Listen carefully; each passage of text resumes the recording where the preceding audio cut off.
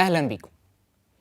في الحقيقة رواية أولاد حارتنا للأديب المصري العالمي نجيب محفوظ بتطرح أسئلة أكتر ما بتشرح واقع. البعض بيقول إن الرواية كانت بتمثل قصة الخليقة، ناس بتقول كده، لكن نجيب محفوظ رفض الفكرة دي وقال إن الرواية ما بتمثلش أكتر من مجرد رواية عادية. وبالمناسبة دي الرواية اللي بسببها تعرض نجيب محفوظ لمحاولة اغتيال. نرجع للرواية تاني. البيت الكبير اللي اتبنى وكان فيه الجبلاوي كان عنده ولدين، الكبير إدريس والصغير أدهم. وغالباً هي عادة في كل القصص الملحمية إن بيكون في صراع بين الإخوة حوالين حب الأب بيحب مين فيهم أكتر. ابتدت المشاكل لما إدريس اتطرد من البيت الكبير واتحرم عليه الدخول تاني.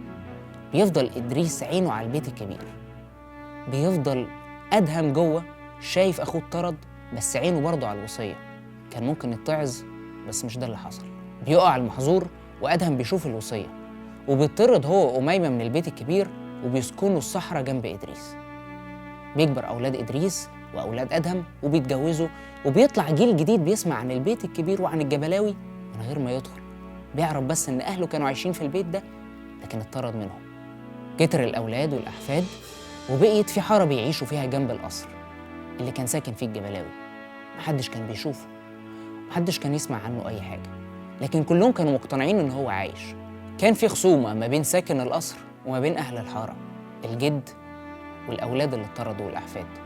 ورغم إنهم كانوا مطرودين ومنبوذين إلا إنهم كانوا بيتفاخروا بأصلهم وبجدهم الجبلاوي وبالقصر بتاعه قدام أهالي الحارات اللي حواليهم. بس فضلت مشكلة، هم عايزين حد يوصل لهم كلام الجبلاوي، عايزين حد يعرفهم هو عايز منهم إيه. وهنا ظهر جبل كان راجل من الحارة، لكن كان ليه صلة بجبلاوي، كان بيسمع كلامه ويعرف وصاياه من ورا سور الجنينة بتاعت القصر. وكمان كان فتوة الحارة، هو القوي اللي بيدافع عنها ضد الفتوات بتاعت الحارات التانية. بمرور الوقت بقى الجبلاوي عبارة عن ذكرى باهتة، اسم مربوط بالقصر الكبير، بينما جبل هو الفتوة اللي واضح وظاهر وبيبان في المواقف والخناقات وبيدافع عن الحارة. اشتهرت عيلة جبل بأنها عيلة الأولية والفتوات، وهم اللي بيدافعوا عن الحارة وهم اللي بينقلوا كلام الجبلاوي جيل ورا جيل، لحد ما ظهر حد جديد في الحارة هو رفاعة. وكان راجل طيب بيشفي أمراض الناس وبيخرج الجن والشياطين منهم. كان بيحب الفقراء والمساكين وبيعطف عليهم. وكانت النتيجة إن أهل الحارة اتجمعوا حواليه ونسيوا جبل ونسيوا عيلة جبل، وبقى التركيز كله على رفاعة. حصلت مشكلة ورفاعة اتقتل، محدش عارف مين اللي قتله. بتمر الأيام وبرضه الحارة مستنية فتوة أو مستنية حد يشغل مكان رفاعة. بعد رفاعة جه قاسم راعي الغنم.